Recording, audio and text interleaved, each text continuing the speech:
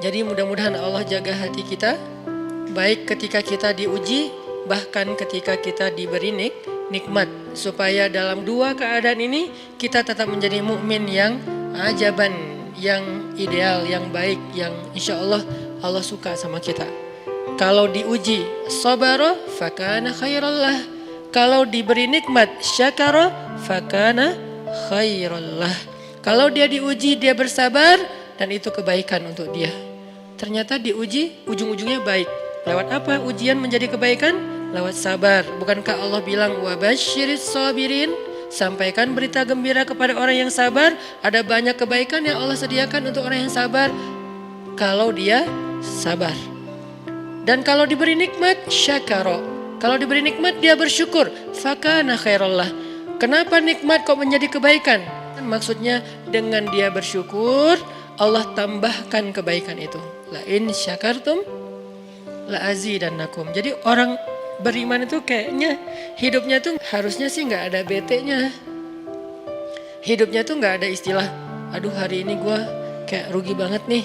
Nggak ada orang yang beriman rugi. Kan hidup kita tuh di antara dua itu kan. Cuman varian ujian itu aja macam-macam. Varian ujian itu misalnya kalau di surat Al-Baqarah Allah menyebutkan 3 varian ujian kan. Ba'sa, dharra, zulzilu. Ujian fisik, ujian harta. Harta ini termasuk karir, kerjaan, usaha, bisnis. Dan ujian zulzilu, ujian perasaan termasuk diputusin. Atau orang yang dekat sama kita jadian sama yang lain. Atau mungkin di unfollow oleh ya gitu deh. Saya kalau udah ngebahas bab ini agak gimana gitu. Jadi 3 varian ini masuk kategori apa? Masuk kategori ujian. Tetap aja 2. Kalau nggak ujian nikmat. Antara 2 itu nih. In asabathu sarra syakara wa in asabathu dharra sabara. Udah gitu aja. Dan nanti bahkan sampai ayatnya gini.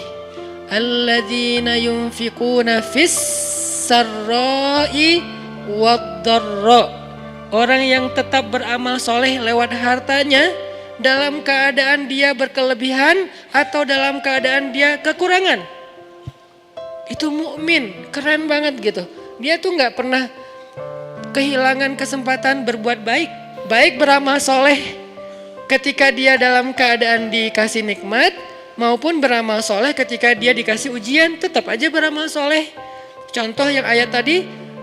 Yunfikuna fis sarra, berinfak dalam keadaan sarra, dalam keadaan bahagia, senang, lagi dapat untung gitu kan. Ataupun yunfikuna fit dharra, tetap berinfak walaupun dia dalam keadaan dharra, dalam keadaan susah.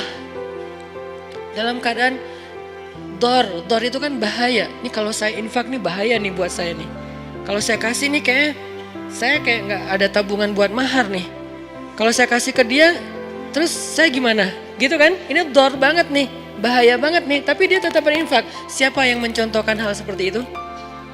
Selain pastinya Rasulullah udah gak diragukan lagi. Yang jadi kayak simbol berinfak walaupun dia butuh. Orang-orang Ansor. Yu'thiruna ala anfusihim walau kana bihim khasasah. Mereka mendahulukan orang muhajirin atas dirinya sendiri. Walaupun sebetulnya dia juga butuh kepada kebaikan itu.